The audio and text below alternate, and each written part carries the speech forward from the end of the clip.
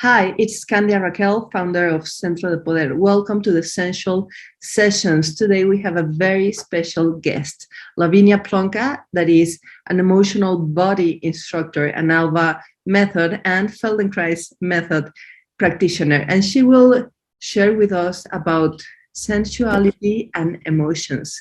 Welcome, Lavinia. Thank you, Candia. It's very nice to see you.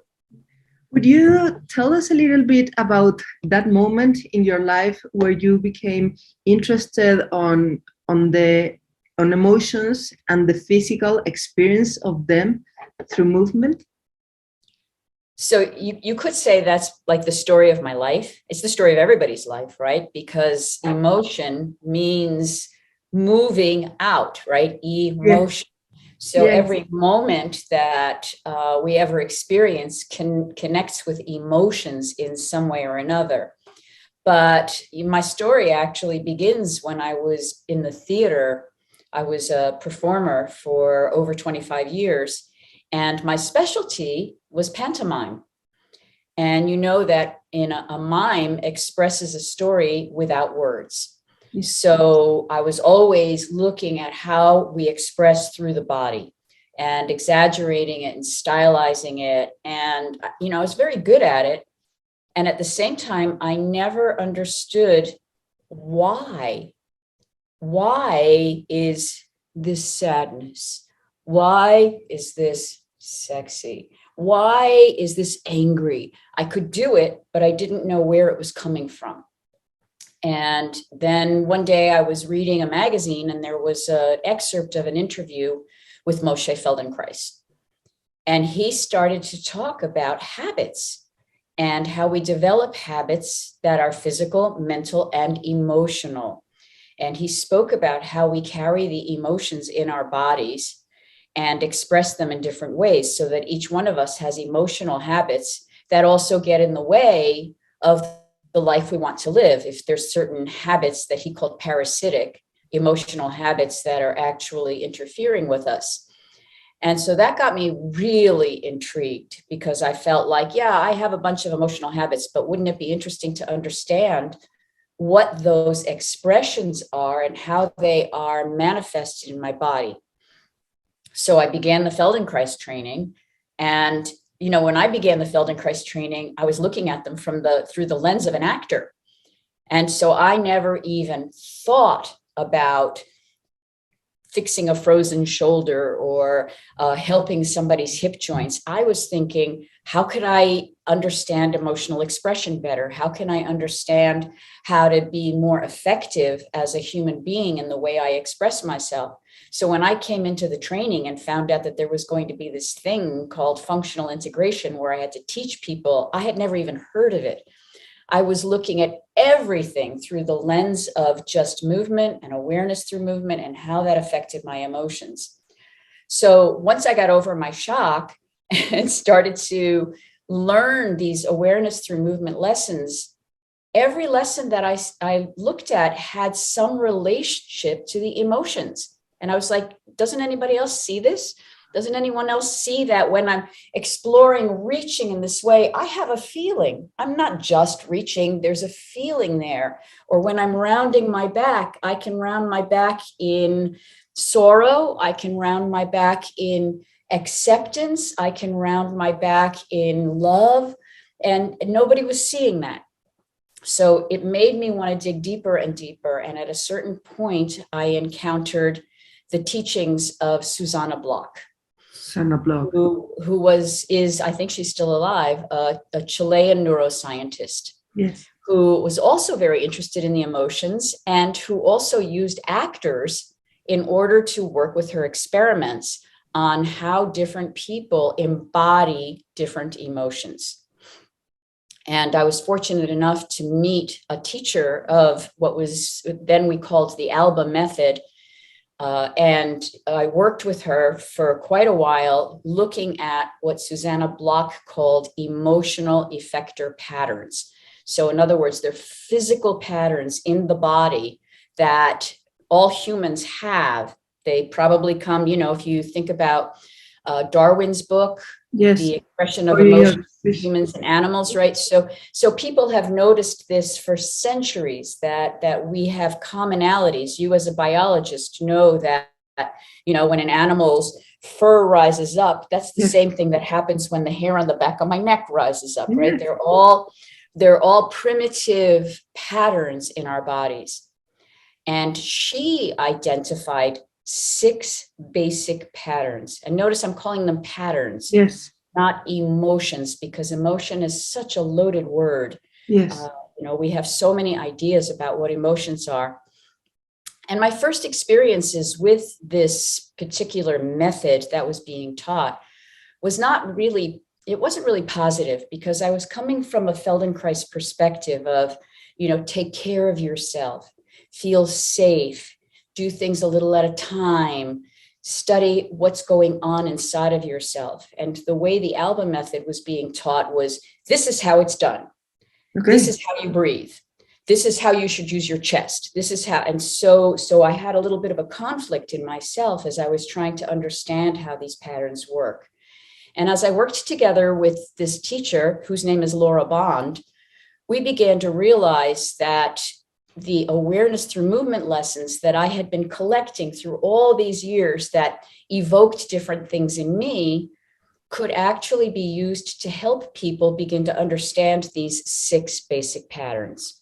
So that's the story. It's kind of a long story. Yeah. Sorry. No, it's wonderful. It paints a very rich and wide picture about emotional patterns, and I got touched and surprised on your expression of the emotions of sadness, of sensuality, of anger, and especially I felt them in my body, and then I thought about them, like, how did Lavinia did that? Like, I mean, I got touched because something happened in you and you did it in like a split second. So Right. that made me think about the habitual emotional patterns, because I saw your fluidity changing states, like water, like from ice to fluid water to steam, like fluidly. And thinking about habitual emotional patterns, maybe sometimes we lack that fluidity and we get stuck into an emotional pattern and physical pattern that also can lead to disorganization of the anatomy, and on the long run lead to chronic injuries or pains. So I am just having a fantastic revelation, because my view was that emotions were a response to the environment. Like something happens to me and I bloom sensually, or I got triggered and my response is anger or sadness. But now I am thinking that also can be the other way around, that we're like stuck or frozen or too steamy in a certain emotional pattern, and then we cannot properly relate to the environment that could be affecting on us. It's very interesting. Would you tell us a little bit more about how you work with your habitual emotional patterns, and what can you do with them? So you brought up so many important things just now. So I feel like I have to work a little bit backwards. Yes. Because, I think our what we call emotions are in general reactions to situations in the environment or within ourselves, right? We talk about this idea of interoception, right? We have proprioception, experiencing ourselves, but interoception is what I'm experiencing in myself. And there have been studies done where they have learned that people who have better interoceptive skills are actually better at regulating their emotions. So when I become aware of what's taking place inside of me, I can become better able to move with my emotions. And I loved that you used the word fluidity.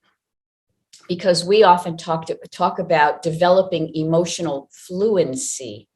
So when you think about being fluent in a language, and you start to realize that you could become fluent in understanding what emotions are saying to you at any given moment, you're more fluent in how you converse. So working with the patterns, Susanna Block figured out sort of the breath, the posture, and the facial expression that goes with these 6 particular patterns. And then the idea is that, again, that these are very pure, very basic patterns, and that everything that we call emotion are mixtures or complications based on those 6 primitive responses. And in some ways, she said that, you could see these particular responses in infants, in babies, very, very quickly, where they don't have a cognitive thing, but they're using their bodily reactions. And Feldenkrais spoke about, for example, how a baby reacts to a sudden drop or sudden sounds, right? And so those responses, the response that the baby makes after breastfeeding, that little thing that we, call actually part of the sensual pattern, because it's part of pleasure. So she analyzed all of those things. And then Laura actually began to realize how these patterns interact with each other based on whether you're breathing through your nose or breathing through your mouth or breathing through the nose and the mouth, and that they are connected to the 6 patterns. And so then as they began to be labeled, we realized that there were even relationships. For example, the 2 nose breathing patterns, the slow, relaxed nose breathing pattern is called tenderness. Or we call it 1A. But the nose breathing pattern that's tense and rapid, dragon-like, is anger. So tenderness and anger, they work together. Yes. Right. And then 2A and 2B, which is 2A is sensuality, which is the subject, right? Yes. Is a mouth breathing pattern. When you think about, you're about to take that slice of pizza. You're about to fall into the Mediterranean. It's a mouth breathing pattern. Yes. And it's very soft. Everything in this in the sensuality pattern is about softness. It's about yielding. It's about allowing. So it has to be very safe. To really do the pure pattern of sensuality, you have to be safe. And the opposite, to be, is, which is also a mouth breathing pattern. Yes. Fear, the absolute opposite. Tension, retreat. Eyes, right? The eyes in sensuality are closed or almost closed. The eyes in terror are wide open. So you start to see that these patterns relate to each other physically. Yes. And then we mix them together in our lives. Very, very seldom do you experience a pure pattern. But I want to go back. We could talk about this more, but you said something important. Yes. And that is that we often don't have emotional fluency because of habitual emotional patterns that we live in, so that my reactions are either caused by or in relation to my habitual emotional patterns. And I'm pretty sure you're familiar with the writing of Antonio Damasio, who talked about this idea of foreground and background feelings and how we live in a state, and that state influences how our foreground emotions are expressed. So that if I live in a constantly depressed state and somebody tells me I won the lottery, I'd be like, okay, that's great, but it wouldn't be necessarily the same kind of joy that someone else who doesn't have a lot of sadness in them would feel. Now, that, of course, could change, because if you're depressed because you don't have any money and you find out you have won the lottery, then everything feels different. Right? So that is very important, that none of us walks around in neutral. None of us has a base. We always are living in some kind of state. Even when you're sleeping, you're dreaming and there's emotions going on, right? Yes. So, and there is a breath pattern that we call zero, that when we're training people, we learn that breath pattern. So I know this has no emotion. There's no emotion to zero. And that's because, again, there's no emotion that connects to that particular way of breathing. And then you start there and then you build an emotion through that process. And then what we did was we used Feldenkrais lessons. We use Feldenkrais lessons to help people emotionally prepare for something. And we also use Feldenkrais lessons as what we call restorative practices. For example, if you spend 15, 20 minutes in 2B, you need something to bring you back. Yes. And Feldenkrais lessons can really help you with that.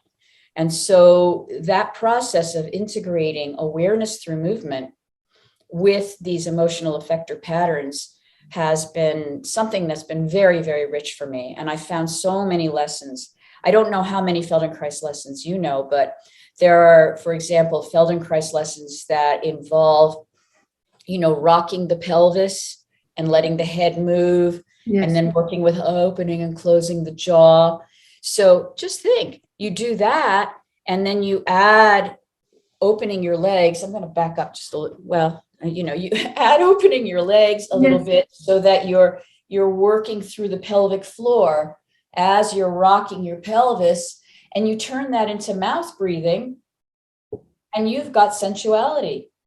So sensuality is one of the more difficult patterns to teach because we have such an uptight society in our culture. Yes. And so giving people this Feldenkrais experience where they're completely letting go in every way, and then saying, now breathe through your mouth in this particular way, they can access it a lot more easily, right? Different people have different challenges with different emotions. Some people, for example, can't do anger, or they can't do laughter. So that's what's so beautiful about this training, is that you have an opportunity to experience the physiology of these emotions. And, you're not being forced to master it or learn it or do it, but you have a taste, you have an understanding, and maybe even an understanding of what your own personal obstacles are. So I got off the subject of sensuality a little bit, but I felt like I needed that. It's wonderful because it's the context of the self-awareness needed also to be able to make decisions about what's your state and how do you want to be, and if you want to do something about it. And it's extremely interesting, this zero state of breathing, because if you're tremendously stressed, someone stole your bag in the subway, or I don't know, whatever happened, it's gonna be very difficult to get into the sensuality pattern, like just by on yourself. And if you're with a partner and you had a fight about money, well, forget about sensuality. So I like a lot this concept of coming back to you, like in all levels of the experience, physically, physiologically. So you make like a ground, like a not solid, but a ground, a bodily ground for the expressions to be worked. And regarding to that, yes, I can relate with challenges in emotions. For me, it's extremely difficult to express anger, because I am like more in like the framework of being correct and polite because of my background and education. And maybe also in our Western culture, we have an overall restraint to the experience of sensuality and the emotional pattern, and even the building of a habit of sensuality, because it's we're more like control and action and structure oriented, and we lack the counterpart. Like you said, there were two polarities of emotions in the breathing. So I believe it's extremely important to find this balance, to be able to travel the full spectrums of your emotional pattern experience, to have a really rich life, but in a deliberate way, not just like being taken by your circumstances. So would you tell us more about the challenges of sensuality? The challenges of sensuality. Yeah. Why is it challenging to get into this pattern of sensuality? Well, I'm not an anthropologist, but I feel that the times that we live in right now tend to put us more towards to be, right? Fear, the pattern of to be. Many people live in maybe like a low level, right? Because we don't all walk around like this, but there's a low level all the time right now. Am I going to get COVID? If I'm driving my car, is that car going to cut me off? As you just said, is somebody going to steal my bag in the subway? Will my lover leave me? Will my boss fire me? There's this constant, who just called me? We live in more often in that to be pattern. And one of the things that I love actually about Feldenkrais lessons is that 99% of the time you're lying on the floor, your eyes are closed, you're in a safe room, you don't have to do anything correctly, you're listening to someone who is guiding you, you're giving your weight to the ground, you are safe.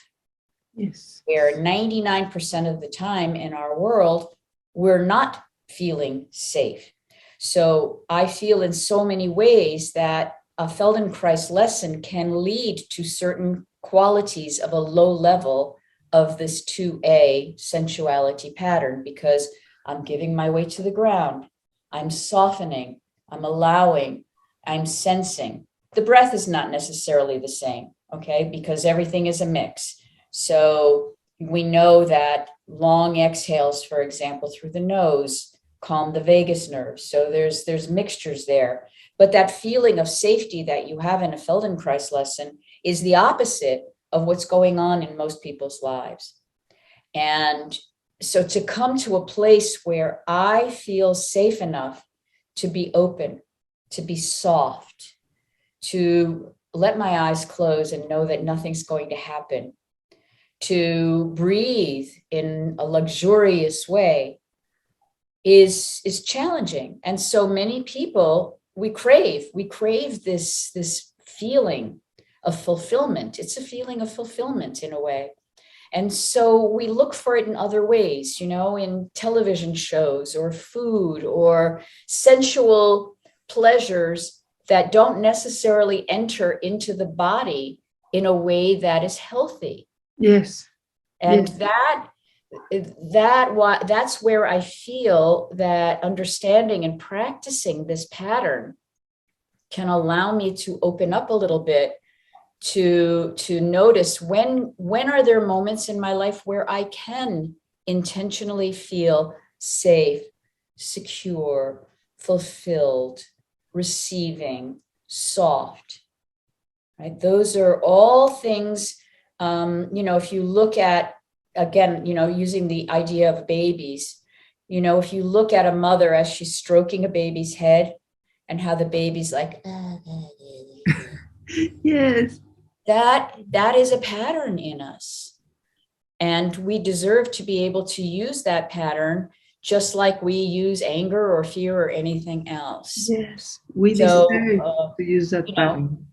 But I've noticed that when we teach this pattern, that there are some people who just can't. they're doing the movement of the pelvis and they're doing the movement of the jaw, and it feels forced and it feels labored because it's so unfamiliar.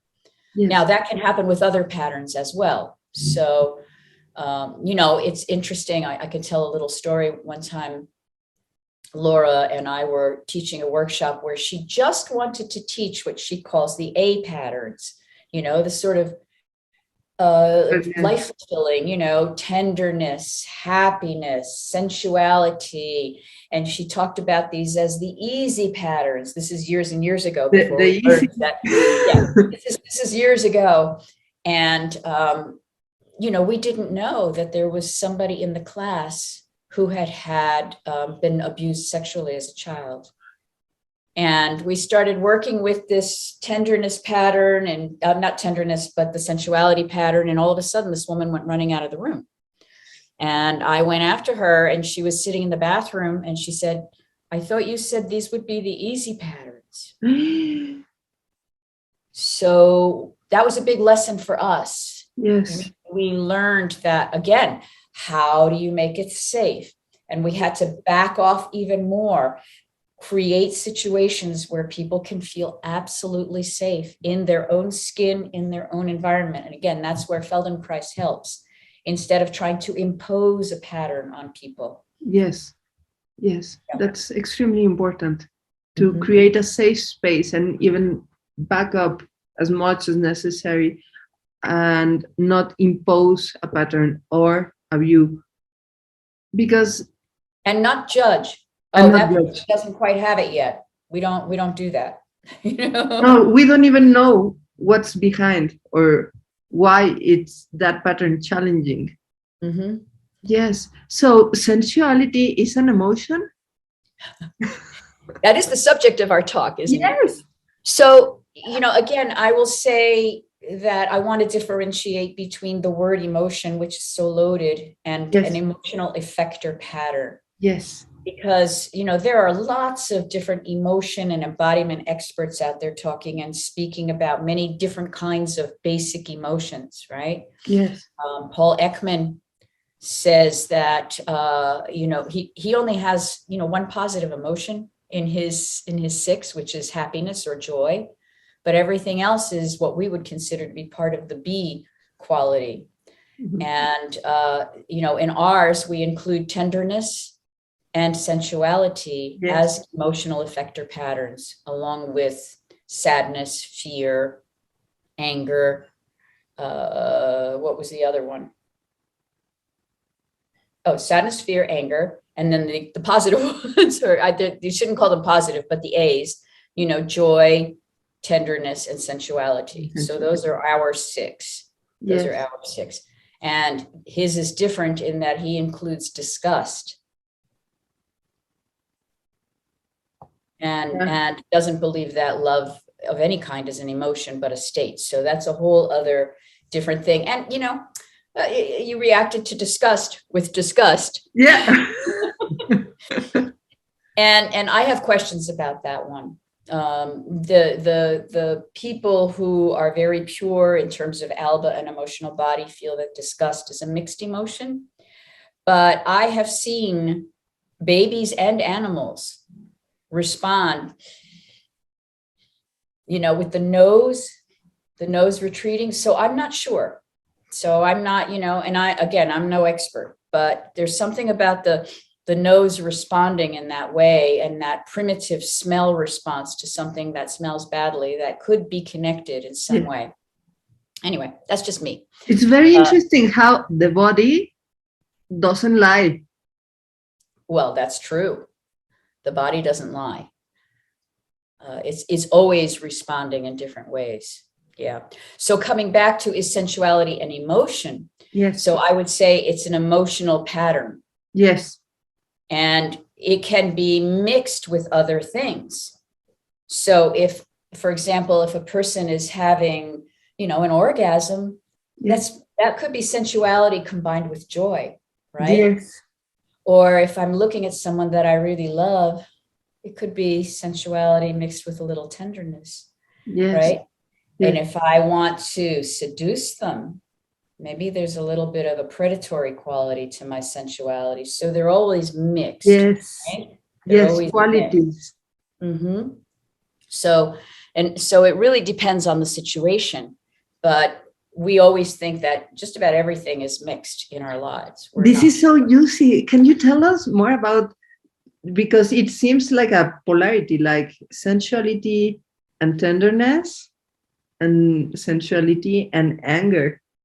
I understand, and your body speaks very clearly. So how is that how can you approach that?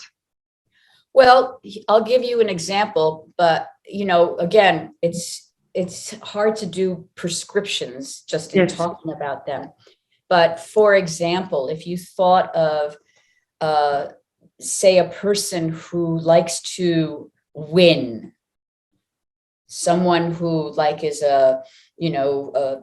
someone who manipulates people in a corporate setting, or a leading general. I think of Napoleon, for example, as sensuality plus anger. Yes. He had got so much pleasure out of using his anger to direct people. Could be an example. Yes, because it's not the same anger as no, seductive anger. There's pleasure in using the pattern of anger. And again, remember, it's the pattern of anger. Two patterns combining. The pattern of anger can also be concentration. Yes. Also be courage, right? Which is mixed with a little bit of something else. Sometimes courage is mixed with a little bit of fear, because anger and fear, because I'm afraid, but I'm going to do it anyway. Yes. Right?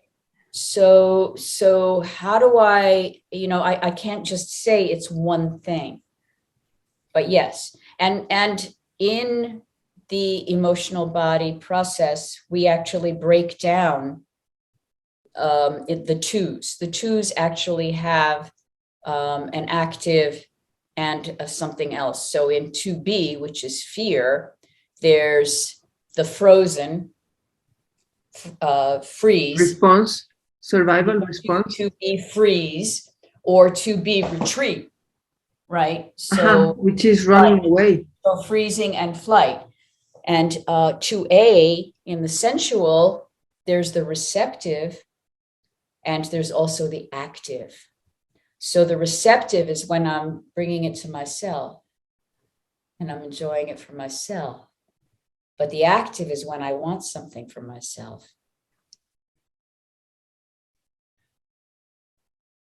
Right? I want it for myself. So the mouth changes a little bit, like maybe I want you. And then I add that with a little bit of anger, and I've got you. You think of any wicked witch. You got us. You've got your sensuality and you've got your anger mixed together there. Yes. Which is why we fall for those villainesses in the movies, right? Yes. Because they have that combination. Yeah. Seductive combination of emotional patterns. It's fascinating to see sensuality in the same two labeling or wavelength as and combined, with both fear that has a quality of freezing or running away, or the combination with anger, because there is a wonderful and controversial discussion about the psoas muscle as the effector of the survival response, which is to fight, to run away, or freeze, as we picture in these emotions. But also, it's said that the psoas major, it's the muscle that organizes the vibration in all the body of whole body orgasms.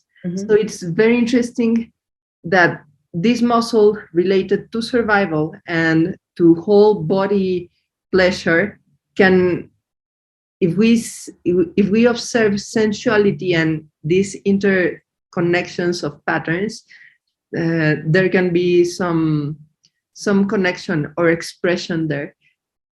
Yes. Really, really great points of information. I completely agree, because, you know, some people call the psoas muscle the fear muscle. Yes.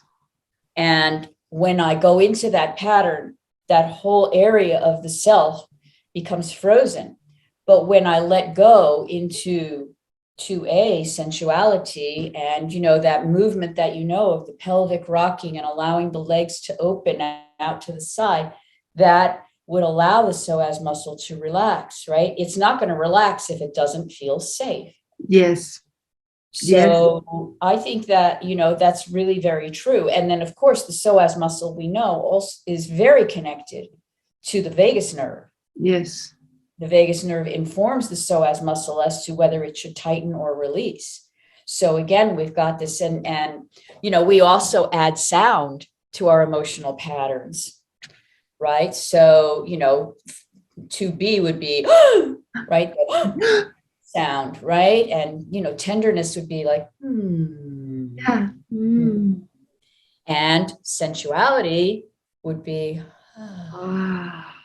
right? And there's so much being written right now about humming and low sounds and how they contribute to a deeper orgasm, as well as to a sense of safety through the whole polyvagal system. Yes.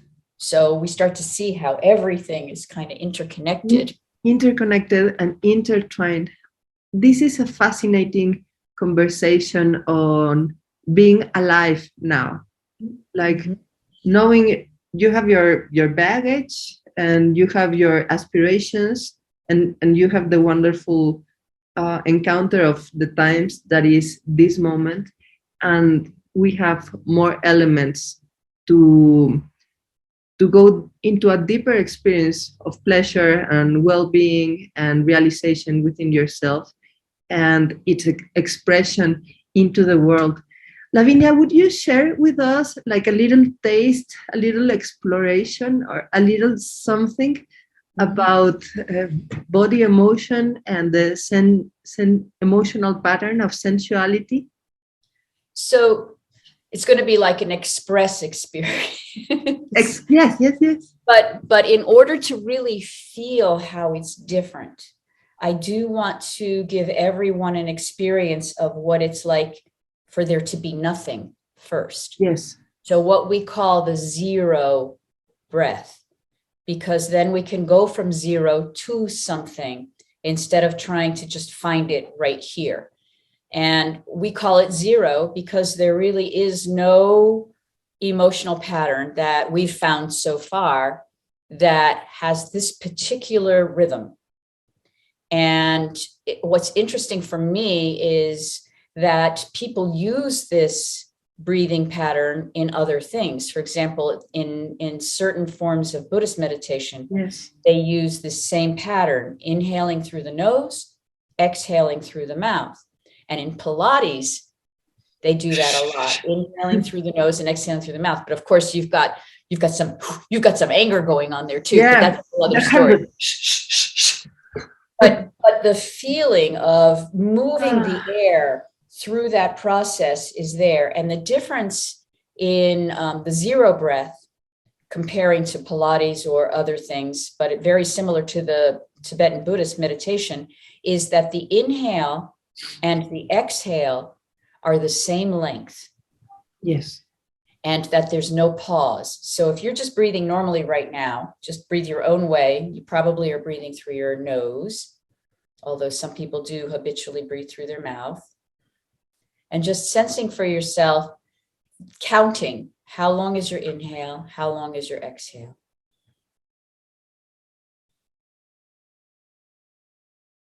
And then whichever one is shorter, don't go for the longer one.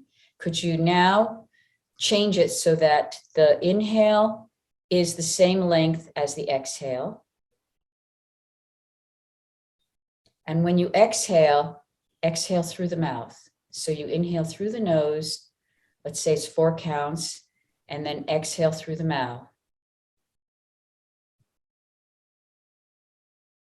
And you're looking straight out at the horizon. You're not looking to the side. You're not looking down. Looking down creates an emotion. Looking up creates an emotion. That's a whole other conversation.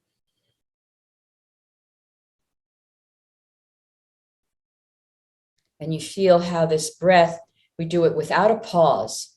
So it's not like you're breathing fast, but there's a circulation that's happening in and out as if your body is breathing you. Looking straight ahead and exhaling through your mouth. Inhale through your nose, exhale through your mouth. Looking straight ahead. And then we're just going to change it a little bit again. You keep the same length of inhale, the same length of exhale, still without a pause. You can slow it down if you want to, but you're going to do it through the mouth.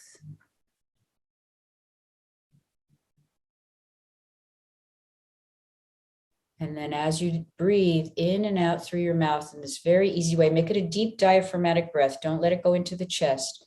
Deep down. And then just let your eyes close a little bit. Keep the breath going. And allow your body to soften a little bit. And there is a complex facial expression that goes with this that we won't worry about right now, but just allowing yourself to breathe like this and letting your mouth just soften a little bit, maybe into a little bit of a smile.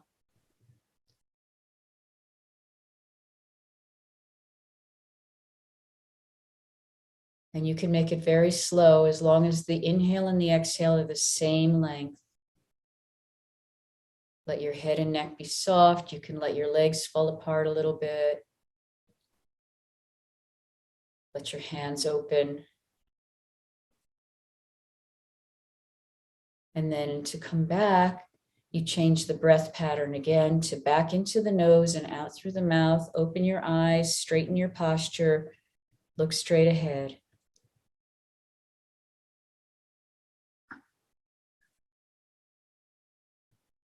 And then let it go and come back to your own breathing.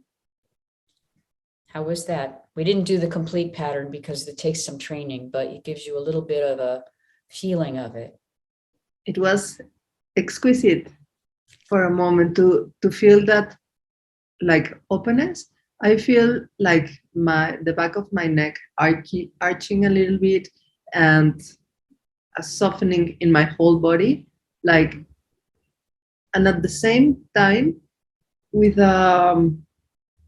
basic brimming sensation, certainty of strength related to safety. Like normally I would relate to safety as being in a context or creating a framework that I think it is important. And now I felt that actually I feel safe because I have that strength that created that safety. And I had a strange, maybe habitual emotional pattern that related safety to closeness or even to anger, like to be on the watch. And with this brief exploration, it was brief, but it was enough to give me the sensation that I have the strength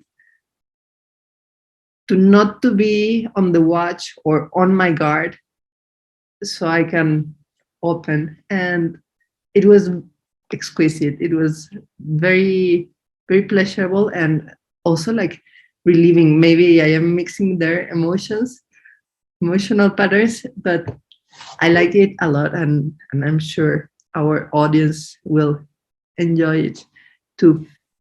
So I do think I think you brought up some other interesting points that is interesting. Like, for example, I would not necessarily use the 2A pattern while riding the subway.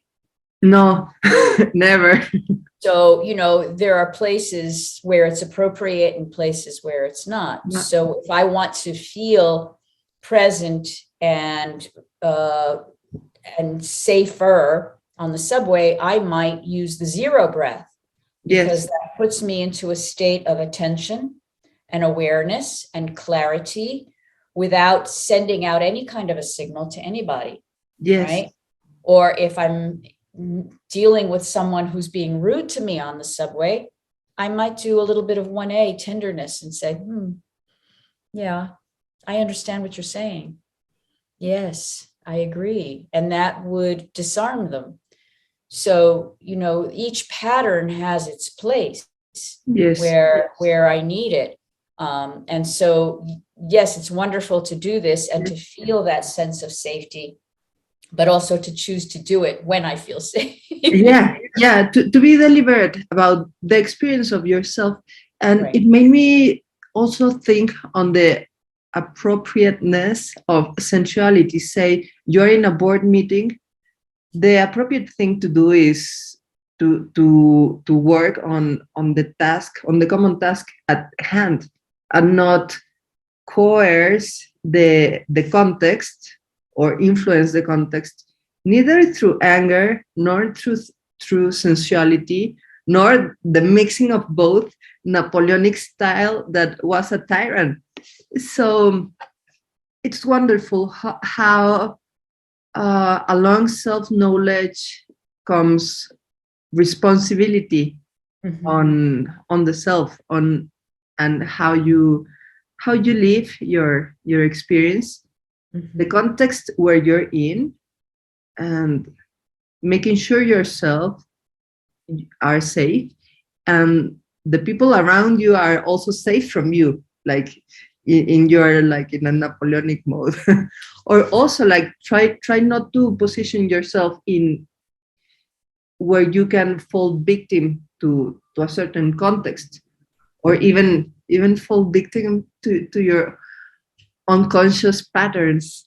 How is how those emotional patterns and the unconscious relate? Not sure what you're asking.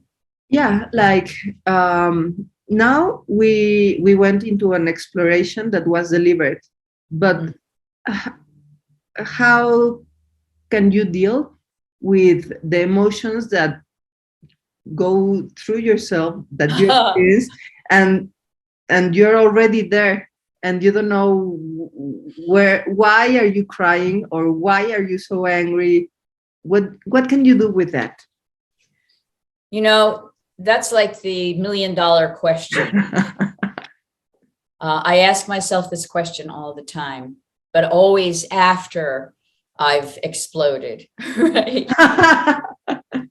And actually, Moshe Feldenkrais says something about this that I read it in one of the books, and I still haven't found. I've been looking for it and to find where it comes from.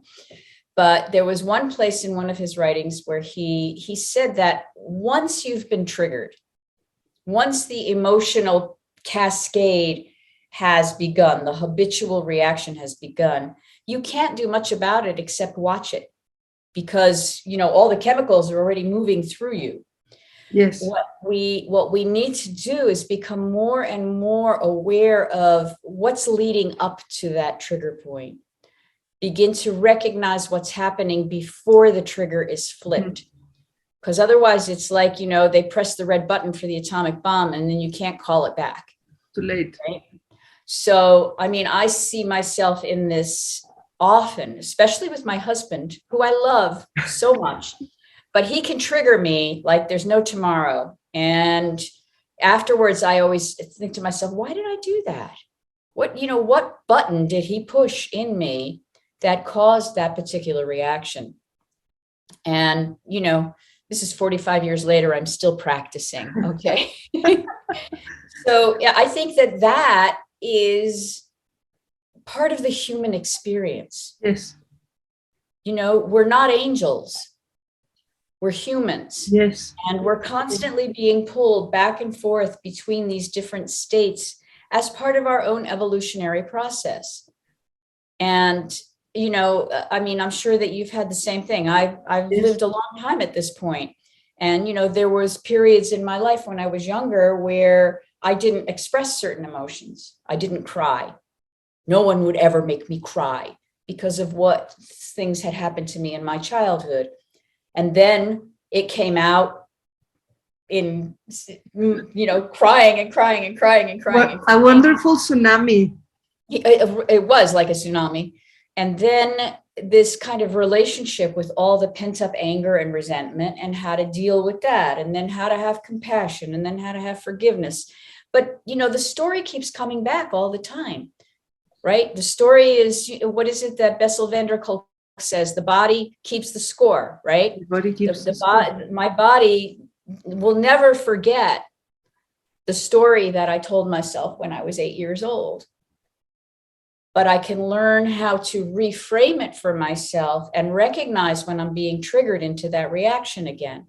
And I feel that things like the Feldenkrais method and the emotional body process and, all of these things that we're working on, I mean, I'm in the process of kind of putting it all together into my own system. And so stay tuned. We will. That those are the things that can help me towards a better emotional maturity or an emotional fluency, however you want to put it. Emotional maturity and emotional fluency. I like a lot this view of welcoming the totality of the self and the experience and the scores that your body is keeping, and welcome that, all that you are in this moment, because this is life and it's how it is. And we're immersed in a culture of searching for the carrot of happiness with that.